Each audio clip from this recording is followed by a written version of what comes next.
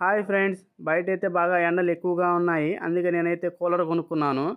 Company వచ్చి Tata product ఇది. పేరు వచ్చి క్రోమా 40 లీటర్స్ పర్సనల్ కూలర్ ఇది.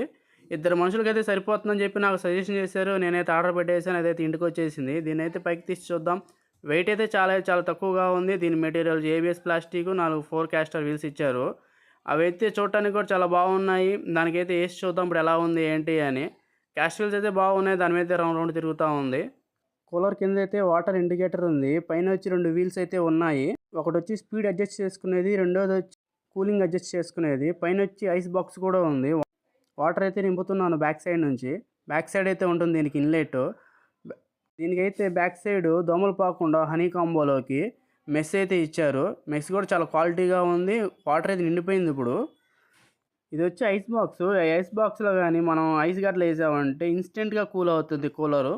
ఇప్పుడు కూలర్ అయితే ఆన్ చేసుకుందాం. స్విచ్ అయితే వేసేసా. స్పీడోమీటర్లో వచ్చి హై స్పీడ్ పెట్టాను, గాలి ఎలా వస్తుంది ఏంటో అని. అదైతే మనకు తెలియట్లేదు. అందుకోసం ఇప్పుడు నేనైతే ఒక కవర్ అయితే పెడతాను. చూడండి ఎలా ఉంది ఏంటని, ఎంత స్పీడ్లో వస్తుందని ఎయిర్.